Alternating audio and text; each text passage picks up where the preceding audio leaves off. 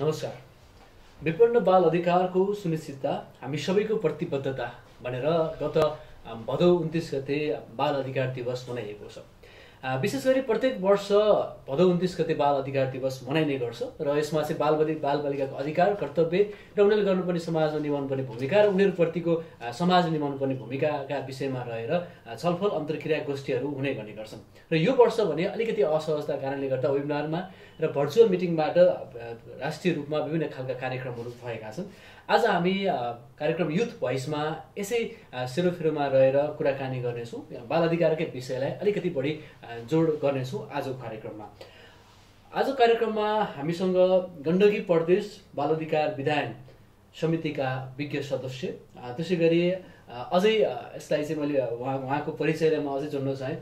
नवलपरासी नेपालकै पहिलो एउटा यस्तो जिल्ला हो जहाँबाट संस्था बाल अधिकारको लागि काम गर्ने संस्थाको सुरुवात भएको थियो, जसको सुरुवातकर्ता, जसको संस्थापक सदस्य, त्यसै गरी नेपालमै पहिलोपटक बालबालिकाको क्षेत्रमा काम गरेको भनेर नेपाल सरकारले संस्थापक 10 जनालाई चाहिँ पुरस्कृत गरेको थियो। त्यसको सम्मान पाउने व्यक्तित्व गण्डकी प्रदेश सभाका सदस्य पनि हुनुहुन्छ, माननीय विष्णु प्रसाद लामिछानेज्यू आज हामीसँग हुनुहुन्छ। स्वागत छ तपाईँलाई कार्यक्रममा। धन्यवाद। अब विपन्न बाल अधिकारको सुनिश्चितता हाम्रो प्रतिबद्धता भनेर अहिले एउटा बाल अधिकार दिवस मनाइयो। वर्षेनी यो अधिकार दिवस चाहिँ मनाउँदै आइरहेको छ। बालबालिकाको क्षेत्रमा चाहिँ काम गर्ने त्यो संस्थाहरू होस् या अन्य व्यक्तिहरूले पनि एउटा शुभकामना लेखेर मनाइने गर्छ। यो पटक अलिकति परिस्थिति असहज पनि भएको छ। हजुरले चाहिँ अब यो बालबालिकाको अधिकार जसरी पहिला मनाइने गरिन्छ र यो वर्ष पनि मनाइयो, वर्षेनी यो मनाउँदै गर्दाखेरि यसको भूमिका, यसले मनाउँदै गर्दाखेरि बालबालिकामा परेको प्रभाव कसरी हेर्नु भएको छ? धन्यवाद सदीपजी। खुसी लागेको छ आज बालबालिकाकै बारेमा कुराकानी गर्ने अवसर प्राप्त भएको छ। हामी यो वर्ष विशेष गरेर विपदमा बालबालिकाहरूको अवस्था, जुन अवस्था छ अहिले, त्यो अवस्थालाई हेरेर बाल दिवस मनाउने कार्य हामीले गऱ्यौँ। सप्ताहव्यापी रूपमा कतिपय ठाउँमा भइरहेको पनि छ। यसै सन्दर्भमा यहाँ आज तपाईँसँग छु म। खास गरेर यति बेला कोरोना भाइरसको कारणले मुलुक आक्रान्त बनेको छ। त्यसले प्रत्यक्ष प्रभाव बनेको महिला बालबालिकाहरूलाई अझै बेसी पारेको छ, होइन? अब हामीले यसरी हेऱ्यौँ भने तपाईँको के छ भन्दा बालबालिका यति बेला घरमा थन्किएर बसेको अवस्था छ। उनीहरूको शैक्षिक गतिविधि ठप्प भएको छ। अन्य गतिविधिहरू पनि, अन्य क्रियाकलापहरू पनि ठप्प भएको छ। त्यसले कस्तो प्रभाव पारेको छ भन्दा कहीँ कतै बालबालिकाहरूले अप्ठ्यारो महसुस गरेको हामीले पाइराखेका छौँ। त्यसैले यो विपदको अवस्थामा पनि बालबालिकाहरूको अधिकार सुनिश्चित हुनुपर्छ भन्ने खास गरेर यो वर्षको नारा हो। र त्यसको लागि अधिकारको सुनिश्चित भनेर त यत्तिकै हुँदैन नि त।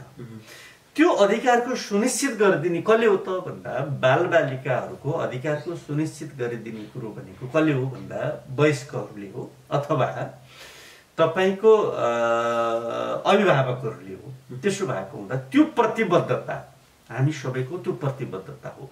बालबालिकाले मेरो अधिकार हो, मैले चाहिँ सुनिश्चित गर्छु भनेर पाउँदैन। अरूको अधिकारको हकमा जस्तै हिजो हामीले पनि काम सुरु गर्दा कसरी गऱ्यौँ भन्दा बाल अधिकार सबैको सरोकार हुनुपर्छ भन्यो नि त। त्यो भनेको के हो भन्दा तपाईँ एउटा के अरे आदिवासी जनजाति, दलित होला, मधेसी, मुस्लिम जो होला अथवा विद्यार्थी नै होला, अलिकति बुझिसकेका हुन्छ नि त, उनीहरूले आफ्नो अधिकारको लागि आफै लड्न सक्छन्।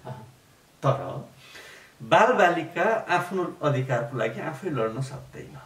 त्यसैले त्यो बालबालिकाको अधिकारको लागि चाहिँ के हो त भन्दा सरोकार सबैको हुनुपर्छ भन्यो हामीले, होइन? खास गरेर के हो त भन्दा बालबालिका आफ्नो अधिकारको लागि आफै लड्न सक्दैन, आफै जुलुस गर्न सक्दैन, मलाई यो अधिकार चाहियो भन्न सक्दैन नि त। त्यसैले समस्या कहाँनिर हो भन्दा बालबालिकाहरूले आफैले आफ्नो अधिकारको बारेमा लड्न नसक्ने भएको हुँदा माग राखेर चाहिँ आह्वान गर्न नसक्ने भएको हुँदा यो विषय के हो त भन्दा यो प्रतिबद्धता गरिदिने पनि तपाईँ हामी सबैले हो, अभिभावकहरूले। त्यसैले अहिलेको अवस्था मैले अघि नै निवेदन गरेँ, कोभिड-19ले चाहिँ ग्रस्त छ। बालबालिकाहरू चाहिँ सबै हिसाबले चाहिँ उनीहरू अहिले कस्तो अवस्थामा छन् भन्दा हुन त वयस्कहरू पनि छन्, त्यही अवस्था हो, तर बालबालिकाको स्वभावै के हुन्छ त भन्दा चञ्चलै हुन्छ। उनीहरू बाहिर जान रुचाउँछन्, उनीहरूको पढ्न पर्ने अवस्था हो होइन, उनीहरू खेल्न मन पराउँछन्, उनीहरूले मनोरञ्जन गर्न मन पराउँछन्। यी सबै विभिन्न ठाउँमा सहभागिता जनाउन चाहन्छन्। यी सबै गतिविधिबाट बालबालिकाहरू वञ्चित भएका छन्। वयस्कहरू पनि भएका छन्, तर बालबालिकाहरूमा एउटा वयस्कमा भन्दा मनोवैज्ञानिक हिसाबले तुलना गर्यो भने त्यो असर चाहिँ बालबालिकामा धेरै पर्छ। त्यसैले अहिलेको परिस्थिति त्यो छ। हजुरले चाहिँ अब गण्डकी प्रदेश बाल अधिकार विधायन समितिको विज्ञ सदस्य पनि भन्न चाहे, किनभने विगत 2 दशकभन्दा बढी समय चाहिँ बाल अधिकारकै क्षेत्रमा तपाईँले बिताइसक्नु भएको छ र यसको सदस्य भएर त्यहाँ काम गरिरहँदाखेरि अहिले चाहिँ के कस्ता खालका बाल अधिकारका कुराहरू त्यो विधायनभित्र सुनिश्चित हुने? यसो छ, खास गरेर के चाहिँ हो त भन्दा म विधायन समितिको सदस्य हो। प्रदेश सभा विभिन्न समितिहरू छ 4वटा, त्यो मध्येको एउटा समिति भनेको विधायन समिति हो। त्यो विधायन समितिले के काम गर्छ भन्दा ऐन कानुन निर्माण गर्ने काम गर्छ। प्रदेशमा बन्ने ऐनहरू चाहिँ त्यसले हेर्छ होइन। राज्यले सरकारले के गर्छ भन्दा प्रदेश सरकारले ड्राफ्ट तयार पारेर ल्याउँछ, त्यो संसदमा दर्ता गर्छ।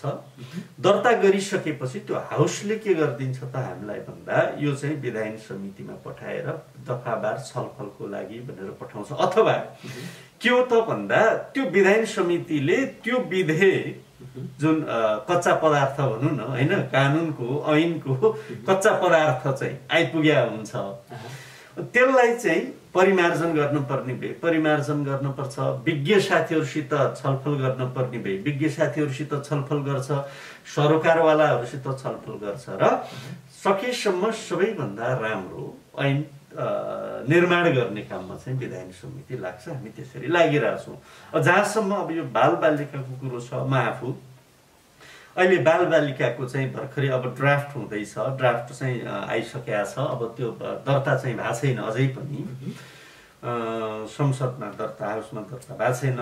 त्यसो भएको हुँदा अब कस्तो आउँछ भन्ने कौतूहलको विषय छ। यद्यपि म आफू अघि तपाईँले भने जस्तै थोरै बालबालिकाको विषयमा चासो राख्ने व्यक्ति भएको हुँदा अलिकति त्यसलाई अध्ययन गर्ने परिस्थिति भएको छ। म आफू अध्ययन गरिरहेको छु।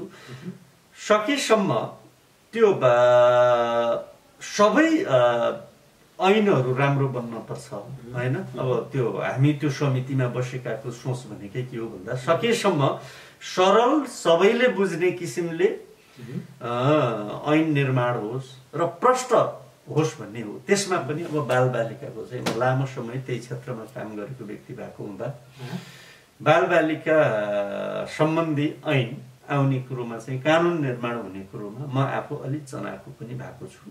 सकेसम्म बालबालिकाको सर्वोत्तम हितलाई ख्याल गरेर हामीले चाहिँ त्यो विधेयक पास गर्छौँ र मलाई लाग्छ त्यसपछि प्रदेशले बालबालिकाको क्षेत्रमा हेर्ने दृष्टिकोण होइन हामीले घसघस्याउने सरकारलाई त्यो अहिले समस्या के भएको छ भन्दा हामीसँग आफ्नै किसिमको प्रदेशकै त्यो बालबालिका सम्बन्धी ऐन नहुँदा कानुन नहुँदाखेरि सरकारलाई घसघस्याउने काम पनि कम भएको छ होइन। त्यो परिस्थिति बनिएको छ। तर अब चाहिँ त्यो ऐन निर्माण भएपछि यो बालबालिकालाई चाहिँ अब मैले त सुरुदेखि भनिरहेको छु, म तपाईँको कस्तो सम्भव हो भन्दा अब यसरी भनियो भने साँच्चै भनियो भने बालबालिकाको बारेमा आवाज उठाउने त्यो प्रदेश सभामा पहिलो व्यक्ति म आफै भएँ। किन भन्दा लामो समय यही क्षेत्रमा काम गरेँ। म अहिले पनि बालबालिकासित बस्दा बालबालिकासित काम गर्दा अहिले पनि मलाई आनन्द लाग्छ। अहिले पनि म राजनीतिक कर्मी भन्दा बाल अधिकार कर्मी भन्दा म आफूलाई चाहिँ गर्व लाग्छ होइन।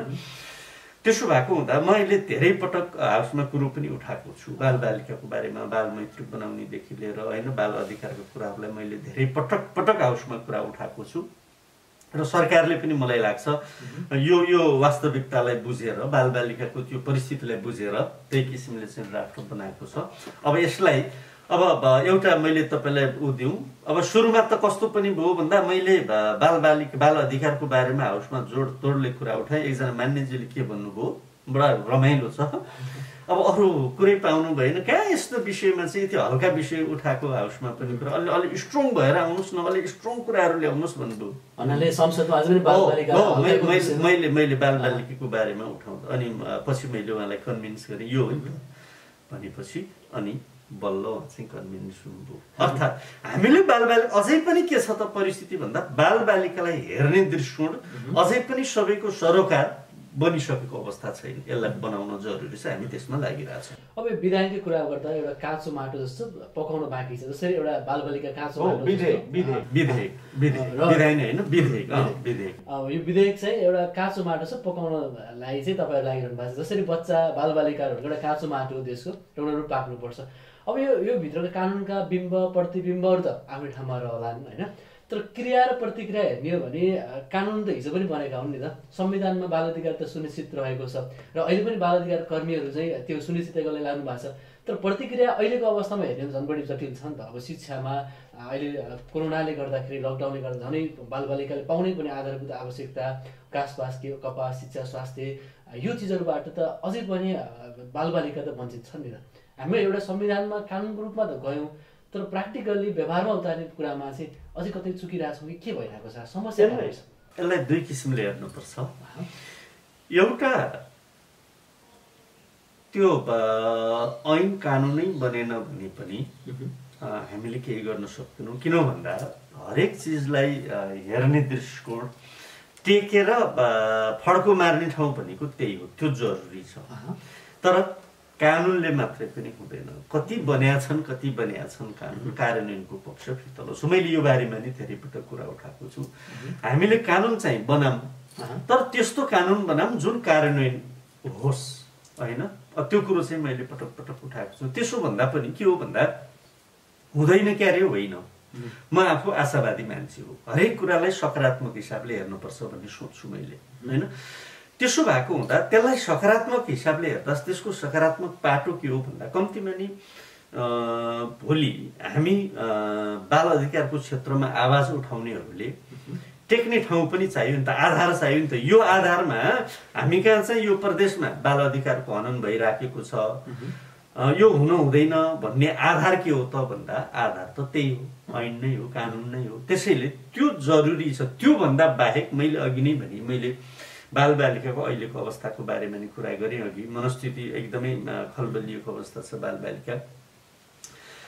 त्यो हिजोको अवस्था एउटा अवस्था थियो, हिजोभन्दा त अवस्था फरक छ अहिले। हिजो जति बेला पहिलो चरणमा यो बाल अधिकारको मुभमेन्ट सुरु भयो, अभियान सुरु भयो, तपाईँ कस्तो थियो भन्दा मान्छेहरूले बालबालिकाको क्षेत्रमा अधिकारको कुरा गर्यो भने पागल भन्थे, अरू काम पाएनौ तिमीहरूले अनि यता लाग्यौ भन्थे होइन।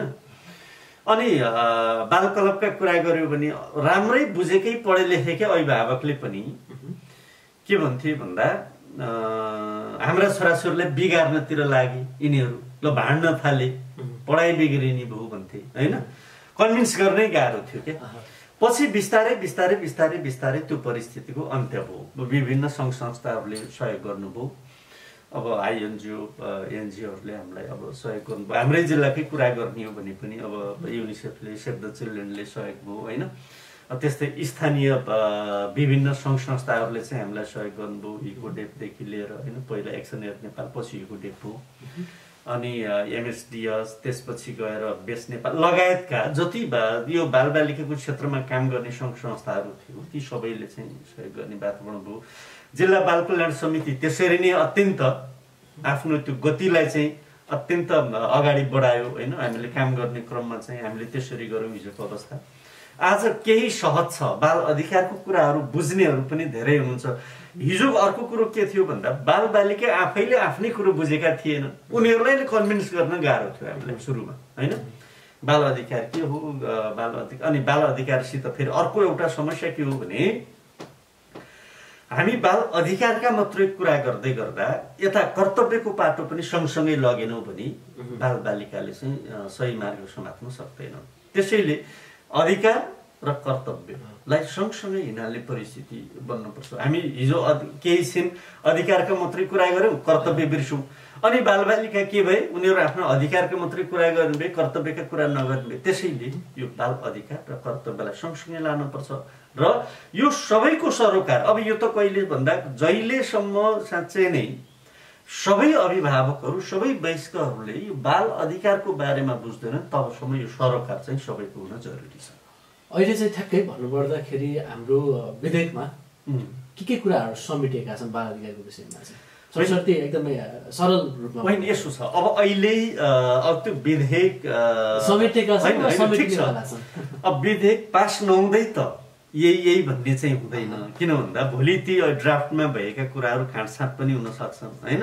दर्ता भइसकेपछि विधेयकको रूपमा आइसकेपछि पनि त्यो अब विधायन समितिमा गएपछि त्यसको हेरफेर हुन सक्छ, थुप्रै हुन सक्छ। तर जे अहिले चाहिँ हामीले तयार पारेको छ, जे तयार भएको छ प्रदेशको ड्राफ्ट बालबालिकाको समग्र हितमा हुने गरी भएको छ। म आफूलाई के विश्वास छ भन्दा अब हिजो चाहिँ अहिलेसम्मको यो समय काम गर्न अब अप्ठ्यारो थियो। किन भन्दा हामीसँग प्रदेशको कानुन थिएन। अब चाहिँ काम गर्न सजिलो हुन्छ। त्यसमा पनि अब अर्को एउटा चाहिँ बडा मलाई गजब के लाग्छ, खुसी के लाग्छ भने हिजो केन्द्रीय बाल कल्याण समिति थियो, मन्त्रालय, केन्द्रीय बाल कल्याण समिति, जिल्ला बाल कल्याण समिति, त्यो बाहेक एकदमै गर्नै पर्छ भन्ने चाहिँ उ थिएन। किन भन्दा स्थानीय सरकार थिएन नि त त्यति बेला। अहिले त स्थानीय सरकार पनि छ। त्यसो भएको हुँदा बालबालिकासित प्रत्यक्ष टच हुने ठाउँ भनेको स्थानीय सरकार हो। र अहिलेको परिस्थितिमा के छ त भन्दा संविधानले नै बालबालिकाको अधिकार सम्बन्धी प्रदेश र स्थानीय सरकारलाई चाहिँ बढी महत्त्व दिएको छ, बढी जिम्मेवारी दिएको छ। त्यसो भएपछि मलाई खुसी के मानेमा लागेको छ भने अबका बालबालिकाहरूले हिजोको बालबालिकाले जस्तो सङ्घर्ष गर्नु पर्दैन।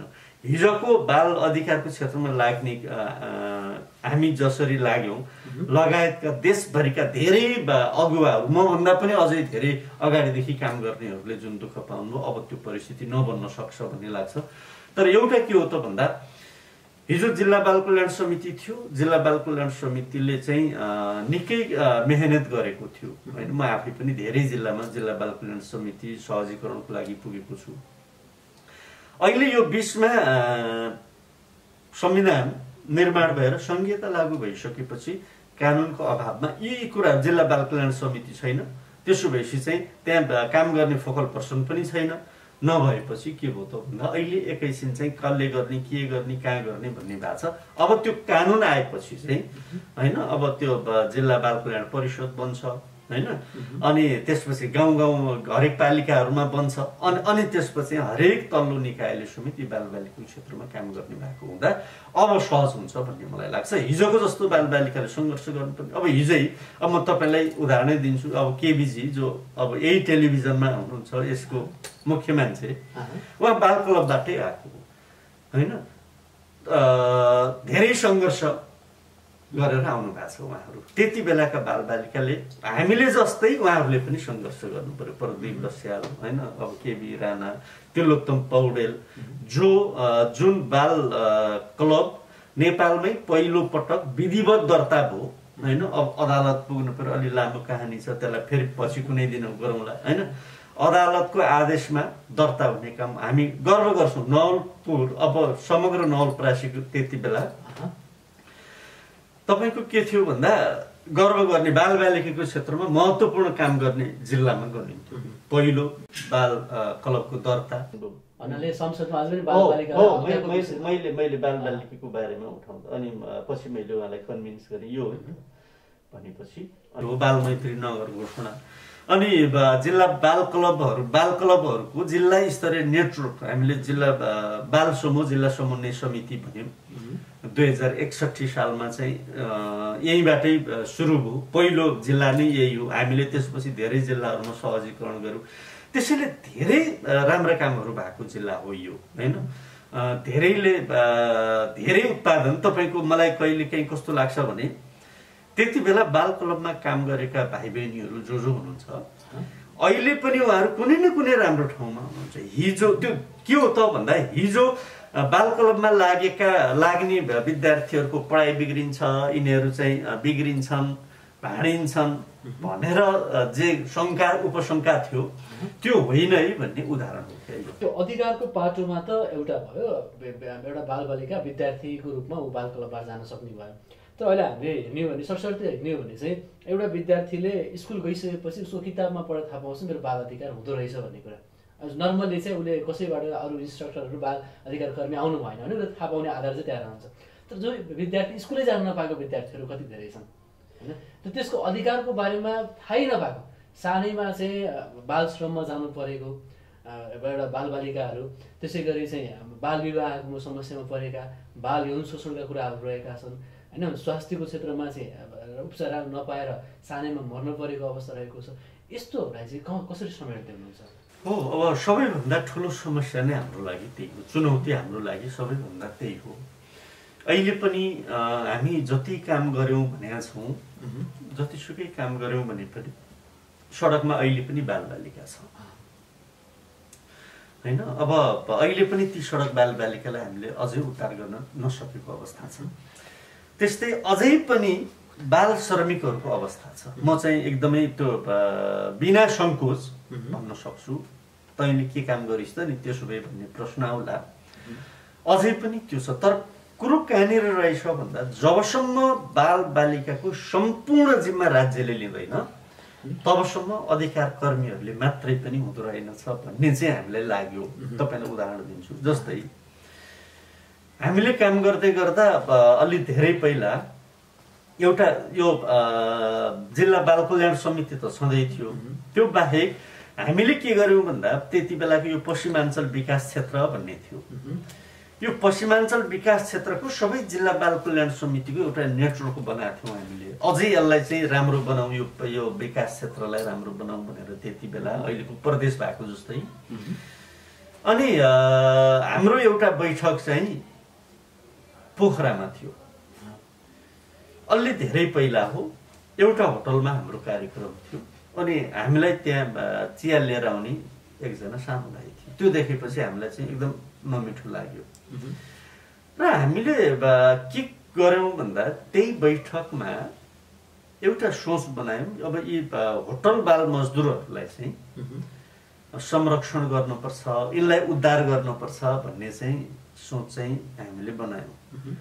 र कति छन् त नि त्यस्ता बालबालिका भन्दा अलि पहिलाको कुरा हो भनेपछि धेरै डाटामा आउनुभयो। तै पनि प्रयास गरौँ न भनेर हामीले भनिसकेपछि पछि के भयो भन्दा केही बालबालिकाहरू चाहिँ हामीसँगै गुनासो गरे, त्यो नगरिदिनुहोस् है, हाम्रो बस्ने ठाउँ पनि कोही छैन, जाने ठाउँ छैन, कमसेकम आश्रय त पाएछौँ हामीले यहाँ होइन, खान पाएका छौँ, अब गाली खाए पनि जे गरे नि काम दुःख भए पनि भनेपछि हामीलाई चाहिँ कता कता त्यसले पनि छोड्यो कि। अर्थात् अब त्यसको लागि हाम्रो त अभियान मात्रै हो होइन, त्यसको पुरै जिम्मा लिन सक्ने अवस्था त हुँदैन।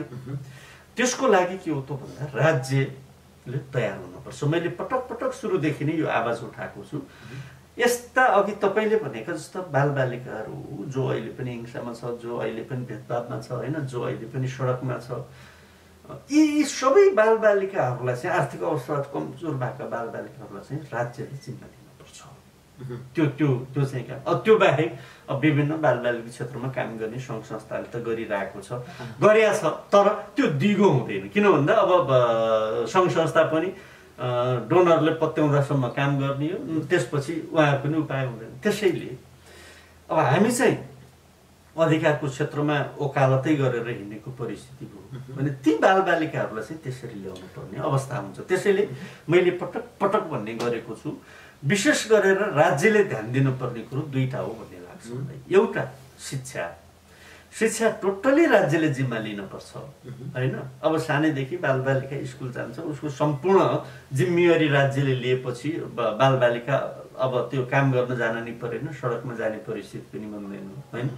टोटली जिम्मा लिनुपर्छ। अर्को स्वास्थ्य, त्यसपछि बाहेकका कुराहरू यी भएका समस्याहरूलाई चाहिँ बिस्तारै अब लगानी गर्नुपर्छ राज्यले। जस्तै म तपाईँलाई के भन्छु भन्दा मैले पटक पटक कुरा उठाएको छु, बाटो 1 वर्ष नबनेर केही हुँदैन, एउटा भवन 1 वर्ष नबनेर केही हुँदैन, जरुरी भवन भए। तर बालबालिका 1 वर्ष होइन, 1 दिन पनि ढिला हुन्छ। त्यसैले लगानी गर्दा बालबालिकालाई चाहिँ हामीले लगानी गऱ्यौँ भने एउटा दक्ष जनशक्ति उत्पादन हुनसक्छ होइन।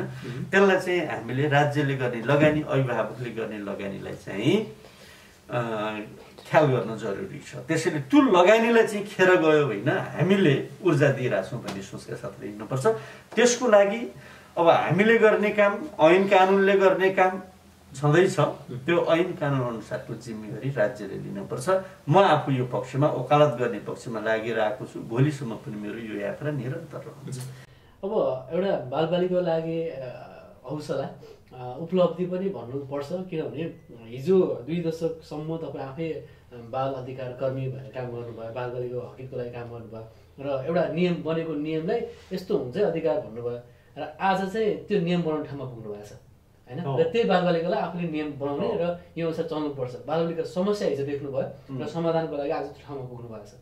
अब अलिकति कुराहरू चाहिँ कस्तो, यो नियमकै ऐनकै कुरा गर्दाखेरि चाहिँ राज्य, केन्द्रको सरकार अनि प्रदेश सरकार र स्थानीय सरकार, 3वटा सरकारमा सङ्घीयतामा विभाजित देशमा चाहिँ प्रत्येक तहले चाहिँ प्रत्येक आफ्नो राज्यलाई चाहिँ, प्रत्येक तहको राज्यलाई चाहिँ आफ्नो तरिकाले नियम बनाउँदै गर्दाखेरि त्यो नियमहरू जुन्ने, नियमहरू नमिल्ने, यहाँ चाहिँ अलिक बढी भार चाहिँ स्थानीय सरकारलाई पर्या हो कि यो खालको कसरी समायोजन भइरहेको कुराहरूमा चाहिँ नियममा चाहिँ त्यो यस्तो छ। त्यो बाजियो भने, जस्तै संविधानसित बाजियो भने त्यो स्वतः खारेज हुन्छ, ऐन कानुनहरू होइन। अनि त्यस्तै गरेर हामीले ड्राफ्ट तयार पार्दाखेरि पनि सङ्घीय कानुनलाई, ऐनलाई हेरेरै त्यससित पनि सकेसम्म नबाजिने गरी गर्ने गर्छौँ र स्थानीय तहले पनि त्यसरी नै गर्ने हो। त्यसो भएको हुँदा यसलाई बाज्ने किसिमले चाहिँ बजाने भन्दा नि यसलाई कसरी थप जिम्मेवारी बनाउन सकिन्छ। जस्तै सङ्घले बनाएको ऐनभन्दा अझै राम्रो प्रदेशले बनाउन सक्छ होइन, हामी प्रयास गर्छौँ। प्रदेशमा पनि छुटेका कुराहरू त्यस्तो रहेछ भने आफ्नो परिधिभित्र रहेर स्थानीय सरकारले, स्थानीय पालिकाहरूले, स्थानीय निकायले गर्न सक्छ। त्यसो भएको हुँदा यो कुरो के हो भन्दा अघि नै चर्चा भयो नि त, ऐन कानुन बनाउने भन्दा नि त्यसको कार्यान्वयनको पाटो के हो भन्ने कुरा हो।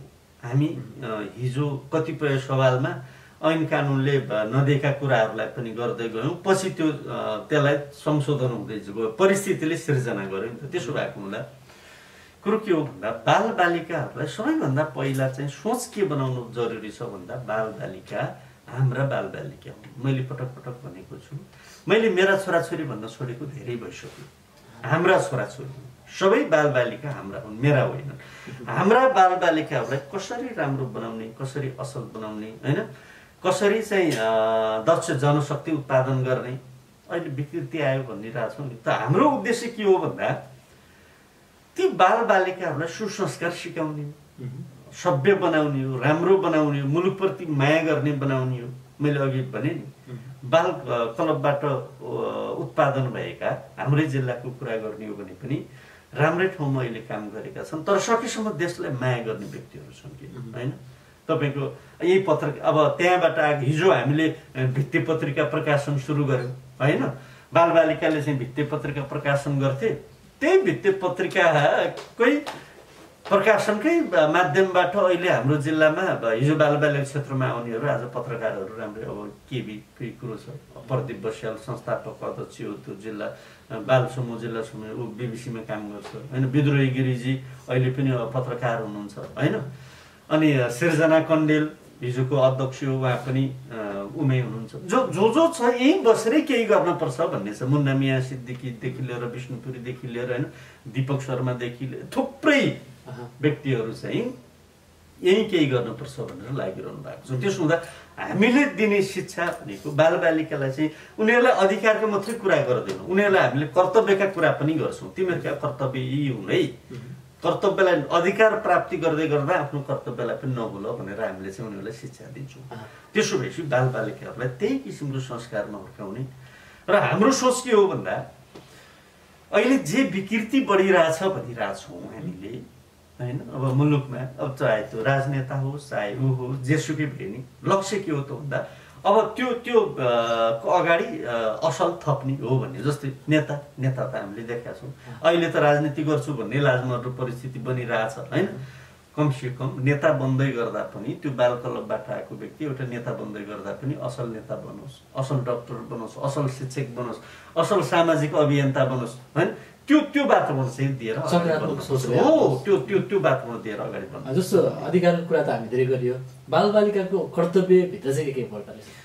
पहिलो कुरो त बालबालिका भन्ने साथ विद्यार्थीहरू होइन, विद्यार्थीको पहिलो काम भनेको अध्ययन गर्ने हो, उनीहरूले पढ्नै पर्छ है।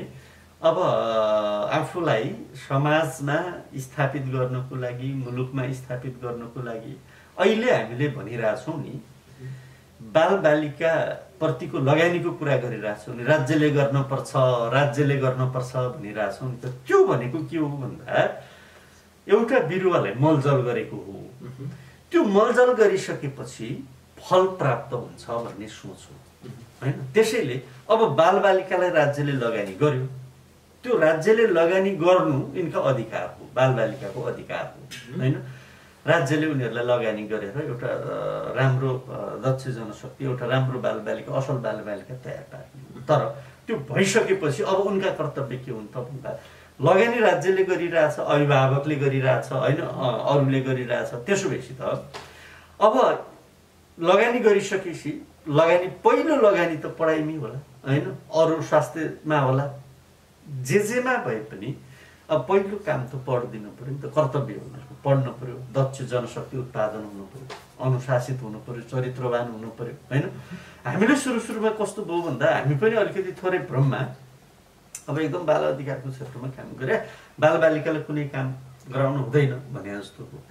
पछि हामीले के भन्यौँ भने अलिकति अध्ययनले के बतायो भन्दा त्यसो गर्दा बालबालिका परनिर्भर हुने रहेछ। अनि हामीले के भन्यौँ भन्दा जीवन उपयोगी सिप सिक्ने काममा चाहिँ त्यसलाई चाहिँ बाल अधिकार हनन नभनिने भनियो हामी आफैले। त्यो भने के त भन्दा सामान्य काम जो आफ्नो जीवनमा उपयोग हुन्छ त्यो काम चाहिँ गर्नुपर्ने हुन्छ कि बालबालिकाले, त्यो पनि उनीहरूको कर्तव्यभित्रका कुरा हो। जस्तै सामान्य यसरी नै हेऱ्यो भने पढाइ लेखाइ सक्यो, होमवर्क सक्यो, खाली छ बच्चा होइन, अब त्यो खेलिरहनु, मोबाइल चलाएर बसिरहनु भन्दा भान्सामा चाहिँ आमाले तरकारी पकाउँदै हुनुहुन्छ, त्यहाँ सहयोग गर्न सक्छ, तरकारी काटिदिन सक्छ होइन, पानी ल्याइदिन सक्छ होइन, अनि अरू केही काम भइरहेको छ भने त्यहाँ सहयोग गर्न सक्छ। यी सबै कुराहरूलाई चाहिँ उसको कर्तव्यभित्र पर्छ। त्यसैले जे काम गर्दा राम्रो हुन्छ र उसलाई अप्ठ्यारो पर्दैन होइन, उसलाई चाहिँ बालबालिका अप्ठ्यारो नपर्ने गरी गरिने कामहरूले सकारात्मक कामहरू चाहिँ उसको कर्तव्यभित्र पर्छ। त्यो कुरा चाहिँ बालबालिकाहरूलाई बुझाउनु जरुरी छ। हामीले त्यो कुरा पनि बालबालिकालाई चाहिँ जानकारी गराउनु पर्छ। हुन्छ, अलिकति नवलपरासी, साबिक नवलपरासी, अहिले त पूर्वी नवलपुर र पश्चिम नवलपरासीतर्फ फर्किन चाहे म। सबैभन्दा सुरुमा चाहिँ बाल कल्याणको संस्थापक सदस्य भएर यहाँले आफैले नै काम गर्नुभयो। त्यति बेलाको जिल्ला जसले चाहिँ बाल अधिकारको हुनुपर्छ, बाल क्लब हुनुपर्छ भनेर देशले एउटा पाठ पनि सिकायो, देशभरि एउटा मुभमेन्ट पनि चलायो। तपाईँहरू आफैले चाहिँ त्यसमा लागि परेर गर्नुभयो, एउटा गभर्मेन्टलाई नै एक खालको चाहिँ यो खालको हुनुपर्छ एउटा चेतना सन्देश पनि दिनुभयो। र त्यो बेलाको जिल्ला, त्यो बेलाको अवस्था अनि अहिलेको अवस्था हेर्दाखेरि चाहिँ कति फरक पाउनुहुन्छ? सुरुमा पनि अलिकति चर्चा गरेका थिएँ। हामी यो जिल्लामा केही साथीहरू, केही अग्रजहरूसहित यो क्षेत्रमा काम गर्ने केही अग्रजहरूसहित, मभन्दा पनि केही अग्रजहरू अरू पनि हुनुहुन्छ यहाँ। मैले भन्दा पनि अझै पहिलादेखि यो क्षेत्रमा सुरु गरेका केही अग्रजहरू पनि हुनुहुन्छ। म उहाँहरूलाई सम्मान गर्न चाहन्छु, सम्झिन चाहन्छु। यति बेला त्यति बेलाको परिस्थिति मैले अघि नै अलिकति मैले अघि नै पनि सुरुमै अलिकति केलाएको थिएँ, थोरै चर्चा गरेको थिएँ। त्यति बेलाको बालबालिकाको अवस्था के थियो भन्दा बाल अधिकार के हो भन्ने त ठ्याक्कै थाहै थिएन होइन। अनि त्यसपछि अभिभावकहरूको पनि त्यही परिस्थिति थियो। बाल अधिकारको कुरा गरेर मैले अघि भने नि त हामीलाई चाहिँ बाल क्लबका कुरा गर्यो, बाल अधिकारको कुरा गर्यो भने अभिभावकहरू पनि हाम्रा छोराछोरी बिगारिदिने भए यिनीहरूले, हाम्रा छोराछोरी भाँडिदिने भए यिनीहरूले, हाम्रा छोराछोरीको पढाइ बिगारिदिने भए यिनीहरूले भनेर गुनासो हुन्थ्यो। र बालबालिका आफै पनि त्यो आफ्नो अधिकारको बारेमा जानकारी नभएको हुँदा उसले खासै इन्ट्रेस्ट नराखेको अवस्था थियो। पछि हामीले के गरौँ भन्दा विभिन्न अब जिल्ला बाल कल्याण समिति एक्लै गर्न सक्ने अवस्था थिएन, सीमित स्रोत र साधन थियो हामीसँग। तैपनि हामीले आफ्नै स्रोत र साधन प्रयोग गरेर काम गर्नुपर्छ भनेर नि बाल उद्योग क्षेत्रमा लाग्यौँ। त्यति बेला बाल समितिहरू बाल क्लबहरू गठन गर्दाखेरि हामीलाई धेरै अघि मैले नाम लिएँ ती सङ्घ संस्थाहरूले सहयोग पनि गर्नुभयो, गरे ती सङ्घ संस्थाहरूले। र त्यो बाल क्लबै गठन गर्नु पनि बडा गाह्रो परिस्थिति थियो होइन। हामीले जिल्लाभरि अभियानको रूपमा चाहिँ सञ्चालन गऱ्यौँ। बाल अधिकार के हो भन्ने नै थाहा थिएन। अब बाल बालिकालाई चाहिँ बाल अधिकारको बारेमा कुरा गऱ्यो, घर गएपछि झगडा हुने परिस्थिति अभिभावकहरूसँग, यिनले आफ्नो अधिकारको कुरा गर्ने, अब अभिभावकलाई थाहा छैन। हामी पछि के पनि गऱ्यौँ भन्दा बाल बालिकालाई मात्रै बाल अधिकारको कुरा गरेर हुँदो रहेनछ भनेपछि अभिभावकहरूसँग नि उनीहरूलाई पनि सँगै कार्यक्रम राखेर बाल अधिकारको बारेमा बाल अधिकार बाल बालिकाको कुरो यो, अभिभावकको कुरा यो भनेर हामीले उहाँहरूलाई पनि बुझाउने प्रयास गऱ्यौँ। र एउटा कठिन परिस्थिति थियो जब हामीले, मलाई लाग्छ 61 सालमा होला, बाल क्लबको जिल्ला नेटवर्क बाल समूह जिल्ला समन्वय समिति भनेर हामीले सुरु गऱ्यौँ यहाँ। त्यसपछि अनि बल्ल हामीलाई अलि सहज भयो। तिनै बाल बालिकाहरूले नै अभिभावक जस्तै भएर काम गर्न थाले। हामीलाई चाहिँ वास्तवमा ठुलो सहयोग भयो भनौँ न। त्यो समूह जिल्लाको नेटवर्क गठन गरेपछि अनि त्यही बाल क्लबको जिल्ला नेटवर्कले आफ्नो हिसाबले चाहिँ बाल बालिकासँग पुग्ने, व्यक्ति पत्रिका प्रकाशन गर्ने, के गर्ने सबै कार्यक्रमहरू उनीहरूले सञ्चालन गर्न थालेपछि अनि हामीलाई सहज भयो। हिजोको परिस्थिति कठिन थियो, त्यो अभिभावकलाई पनि हामीलाई पनि त्यो क्षेत्रमा काम गर्नेहरूलाई पनि र बालबालिकालाई पनि त्यो परिस्थिति। अहिले के छ भन्दा झन्डै बाल अधिकारको बारेमा जानकारी धेरै अभिभावकहरूलाई पनि छ अहिले होइन। राज्य आफै बाल अधिकारको पक्षमा चाहिँ लागिरहेछ। अनि त्यसपछि गएर 3 तहको सरकार छ, प्रत्यक्ष निगरानी गर्न, प्रत्यक्ष सरकार राख्नको लागि स्थानीय सरकार छ, स्थानीय पालिकाहरू छन्। त्यसो भएपछि काम गर्न अनि बजेटको त्यही किसिमले चाहिँ बजेट विनियोजनको कुराहरू छ होइन। काम गर्न चाहिँ सहज अहिले छ। यो बिचमा अलिकति यो कोरोना भाइरसको कारणले अप्ठ्यारो परिस्थिति भएको बाहेक र एकैछिन चाहिँ टुट्यो। कहाँनिर टुट्यो भन्दा नयाँ संविधान आएपछि यो बाल बालिकाको क्षेत्रमा कसले हेर्ने भन्ने बारेमा चाहिँ कहीँ कतै केही भएन। त्यसले चाहिँ अब त्यो जिल्ला बाल कल्याण समिति हटेपछि जिम्मेवार निकाय नभएको कारणले यो बिचमा अलिकति थोरै अस्तव्यस्त भएको परिस्थिति हो। अब सङ्घ, प्रदेश र स्थानीय तहले आफ्नो किसिमले चाहिँ ऐन बनाउँछ, कानुन बनाउँछ र यसलाई फेरि बालबालिकालाई चाहिँ फेरि उनीहरूको अधिकार, उनीहरूका कर्तव्यका बारेमा चाहिँ जागरुक बनाउने, अगाडि बढाउने, यिनका अधिकारको बारेमा चाहिँ लाग्ने होइन। अब म आफू त कसरी सकिन्छ, अब यो गण्डकी प्रदेश पहिलो बालमैत्री प्रदेश बनोस् भन्ने चाहना राखिरहेको छु। मैले यही बारेमा धेरै पटक हाउसमा कुरा पनि उठाएको छु होइन। त्यसो भएको हुँदा अहिलेको बालबालिका हिजोको अवस्था र अहिलेको अवस्था चाहिँ धेरै फरक छ। अहिले हामीले चाहिँ धेरै कुराहरू गर्नुपर्ने, त्यसलाई चाहिँ अभियानकै रूपमा लिएर गइरहनु पर्ने भन्दा पनि हिजो फेरि के थियो भन्दा स्थानीय सरकार थिएन। स्थानीय सरकार नभएको कारणले पनि गाह्रो भएको थियो। अहिले त स्थानीय सरकार भएको सहज। जस्तो म जानेर आउनु खोजेर ठ्याक्कै तपाईँले त्यहाँनिर अलिकति उजागर गराइदिनु भयो। अब अलिकति यसको बारेमा बहस गर्नु पनि सजिलो हुने भयो। गण्डकी प्रदेशलाई चाहिँ बालमैत्रीपूर्ण प्रदेश बनाउने योजना र यहाँहरूकै एउटा कार्य सम्पादनले गर्दा, यहाँहरूकै एउटा दृढ सङ्कल्पले गर्दाखेरि चाहिँ नेपालकै पहिलो बालमैत्री नगरपालिका सुनौल नगरपालिका, त्यसै गरी देवसिल नगरपालिका, दोस्रो नगरपालिका, यो हाम्रै यही ठाउँबाट चाहिँ पहिलो र दोस्रो बालमैत्री नगरपालिका बनेको छ। यो बालमैत्री बनाउने यात्रा अनि बालमैत्री बनिसकेपछि नगरपालिकामा बालबालिकाले पाउने चिजहरू के कस्तो फरक हुँदो रहेछ, के कुराहरू चाहिँ त्यहाँ चाहिँदो रहेछ, अनि त्यहाँबाट लिएर गण्डकी प्रदेशको बालमैत्री समूहको योजना अलिकति थोरै संक्षेपमा। यसको आफ्नै किसिमको चाहिँ सूची छ। बालमैत्री बनाउनको लागि सूचकाङ्कहरू चाहिँ यी भन्ने छ। त्यो बारेमा फेरि विस्तृत रूपमा चर्चा गरौँला। तर सबै किसिमले बालबालिकाले पाउने अधिकार चाहिँ पाएको हुनुपर्छ। त्यो नगरभित्र, त्यो गाउँपालिकाभित्र जे गर्ने गठन गर्ने हो। त्यसपछि के पाउने रहेछन्, भन्ने भन्दा नि उनीहरू चाहिँ अब त्यो घोषणा भइसकेपछि अथवा घोषणा नहुँदै बाल अधिकारको सुनिश्चितता यो क्षेत्रभित्र, यो वडाभित्र, यो पालिकाभित्र, यो नगरपालिकाभित्र होइन, यो बाल अधिकार हननका कुनै पनि कुराहरू हुँदैनन् भए तत्काल कारबाही हुन्छ भन्ने होइन, त्यो परिस्थिति सिर्जना गर्ने हो। तर सहज के छैन भन्दा घोषणा गरिसकेपछि झन् अप्ठ्यारो छ भन्ने मलाई लाग्छ, झन् सतर्क हुनुपर्छ भन्ने मलाई लाग्छ। त्यो के हो त भन्दा जे कुरा हामीले घोषणा गर्दाखेरि प्रतिबद्धता व्यक्त गरेका हुन्छौँ त्यसलाई यथावत राख्नु पर्यो होइन। अब धेरै समस्याहरू हुन्छन्। अर्को एउटा हामीले पछि अध्ययन गऱ्यौँ यो घोषणा भइसकेपछिका चुनौतीहरू के हुन सक्दो रहेछ त भन्ने बारेमा हामीले चाहिँ एउटा अध्ययन गर्दा एउटा चुनौती के आयो भने तपाईँको जस्तै बसाइ सराई गरेर आयो होइन। अब अर्को पालिकाबाट यहाँ बसाइ सरेर आएछ, त्यहाँ बालमैत्री सम्बन्धी कुनै कार्यक्रमै थिएन होइन, यहाँ बालमैत्री घोषणा भएको उमा आयो, आइसकेपछि उसलाई त थाहा छैन होइन।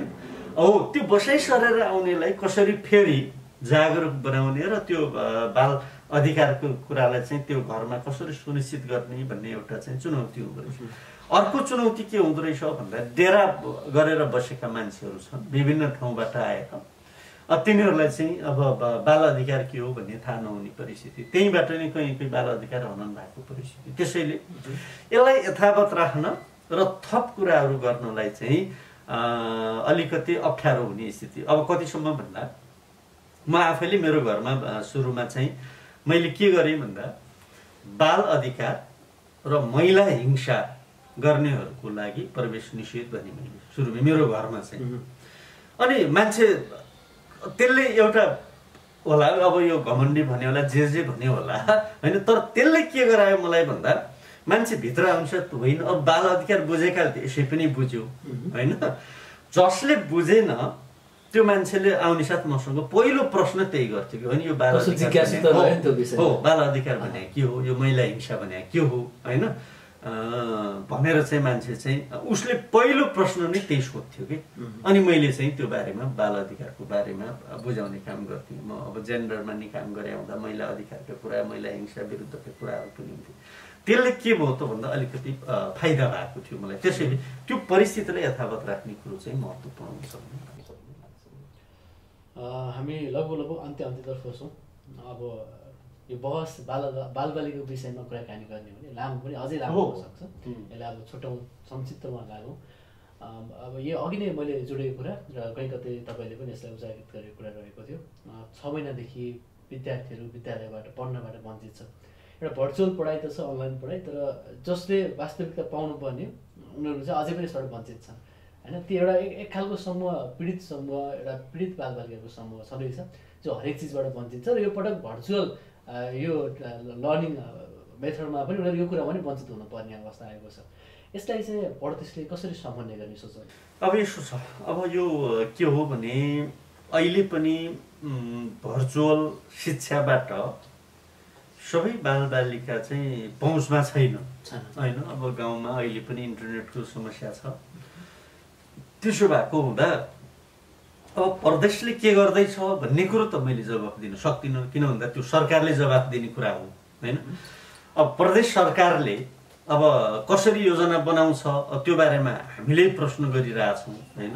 अब 5 गतेदेखि आउँछ हामीले आवाज उठाउँछौँ। तर मेरो कुरो के हो भन्दा कम्तीमा पनि अब दुईटा कुरा हो, या त भर्चुअलै हो भने पनि राज्यले के गर्नु पर्यो भन्दा हरेक ठाउँमा वाइफाईको व्यवस्था हुनु पर्यो। त्यसमा पनि आर्थिक अवस्थाबाट अत्यन्त विपन्न बालबालिकाहरू छन्, समूह बनाएर उनीहरूलाई चाहिँ निःशुल्क नेटको सुविधा, वाइफाईको सुविधा दिन सकियो भने अलिकति परिस्थिति सम्भावना हुन्छ। त्यसले पनि पुग्दैन, त्यसले पनि सबै ठाउँमा त्यो सम्भावना पनि हरेक ठाउँमा वाइफाई टिप्छ भन्ने पनि छैन होइन। हामी अति सुगमदेखि अति दुर्गमसम्म छौँ। त्यसो भएको हुँदा सबै बालबालिकाको हितमा हुने गरी राज्यले व्यवस्था चाहिँ गर्न जरुरी छ। त्यसको लागि के व्यवस्था गर्ने, के गर्दा उपयुक्त हुन्छ त भन्ने विषयमा चाहिँ के हो त भन्दा अब कतिपय अहिले कहीँ कतै सुरु पनि भएको छ, स्कुलहरूले सुरु पनि गरेका छन् होइन, समूहमा अब भौतिक दूरी कायम गरेर समूहमा गएर जस्तै टोलमा जाने उनीहरूलाई चाहिँ अध्ययन गराउने त्यतातिर नै लागिरहेका छन्। त्योभन्दा पनि अब सकियो भने के हो भन्दा भौतिक दूरी कायम हुने गरी उनीहरूलाई अध्ययनै गर्ने वातावरण बनाउन सकियो भने कतिपय परिस्थिति के हो भन्दा हामीले गर्न नसकेको अर्को परिस्थिति के हो भने सो अध्ययनको वातावरण पनि हामीले चाहिँ बनाइरहेको छैनौँ क्या।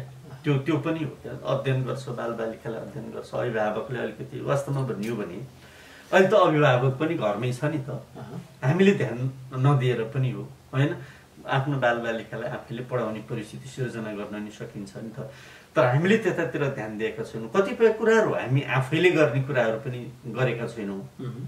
ल स्कुल बन्द छ, बच्चाहरूले पढ्न पाएनन्, तर मैले मेरो बच्चालाई मैले मेरो घरमा पढाउँछु भनेर म लाग्दिनँ कि। हाम्रो स्वभाव के हो भन्दा गुनासै गर्ने स्वभाव ओभानो भन्छ नि, हो त्यस्तै बन्न खोज्ने परिस्थिति छ। होइन भने हामीले यो समयमा चाहिँ घरमै आफ्नो मेरो अभिभावकलाई अनुरोध छ मिडिया मार्फत पनि, कम्तीमा नि त हाम्रा बालबालिका घरमै छन्, ती बालबालिकाहरूलाई चाहिँ घरमै अध्ययन गराउने वातावरण बनाउन सकियो भने पनि केही त हुन्छ नि त। त्यसैले अब यो वाइफाईको व्यवस्था गर्नेदेखि लिएर अब कतिपय परिस्थितिमा त यो मात्रै पर्याप्त होइन, यसलाई चाहिँ वैज्ञानिक हिसाबले व्यवस्थित गर्नुपर्छ। यो बारेमा हामी गम्भीर रूपमा छलफल गर्छौँ। हुन्छ, आज विशेष यो परिस्थितिमा पनि अलिकति अप्ठ्यारो परिस्थितिमा पनि स्टुडियोसम्म आउनुभयो र बालबालिका सम्बन्धी धेरै कुराहरू चाहिँ जानकारी दिनुभयो। धेरै अभिभावकले र बालबालिकाले यो कार्यक्रम पक्कै पनि हेर्दै हुनुहुन्छ र उहाँहरूले धेरै कुराहरू यहाँबाट एउटा ज्ञान आर्जन गर्ने मौका पनि पाउनु भएको छ र आफ्नो बाबु नानीलाई चाहिँ यो लकडाउनको बेलामा पनि कसरी चाहिँ शिक्षामा प्रेरित गर्ने भन्ने कुरामा पनि हामीले जोडेका छौँ। विशेष तपाईँबाट पनि केही कुराहरू आएको हुनाले अभिभावकले त्यो कुरालाई फलो गर्नुहुनेछ। अर्को पटक फेरि हामी बाल अधिकारकै सम्बन्धी कुराकानी गर्नका लागि जोडिनेछौँ। त्यति बेला चाहिँ अझै सुध्रिएको र अझै त्यो विधेयक तयार भएर आइसकेपछि कार्यान्वयन भएको भन्ने कुराहरूमा चाहिँ अझै जोड गर्न पाइयो भने अझै मजा आउनेछ। यहाँलाई चाहिँ त्यसको लागि धेरै धेरै शुभकामना दिन चाहन्छु र कार्यक्रममा आउनुभयो धेरै धेरै धन्यवाद। धन्यवाद।